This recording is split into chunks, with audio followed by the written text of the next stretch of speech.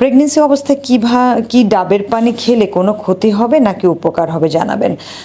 ডাবের পানি আসলে এটা তো একটা ফ্রুটস। সো প্রেগনেন্সিতে আমরা নর্মালি 2 থেকে 3 রকমের ফ্রুটস বা কালারফুল ফ্রুটস রাখতে বলি, যে একটা ফ্রুটস হতে পারে গ্রিন কালার, একটা ইয়েলো কালার, একটা red colour. So changes colour. এখানে অনেক বেশি প্রেগনেন্সিতে মায়ের মিনারেলসের প্রয়োজন হয়, ভিটামিনের প্রয়োজন হয়। ডাবের পানি হলো ফুল অফ ইলেকট্রোলাইটস, প্রচুর পরিমাণে, খুব ভালো পরিমাণের, আপনি বিশেষ করে পটাশিয়ামের কথা বলবো, সবচেয়ে বেশি পটাশিয়াম পাবেন, সোডিয়ামটা কম থাকবে, মায়ের প্রেশারটাকে স্বাভাবিক রাখে। ইনফ্যাক্ট প্রেগনেন্সিতে পারলে সপ্তাহে মিনিমাম 1 দিন, হাইয়েস্ট 3 দিন ডাবের পানিটা রাখবেন।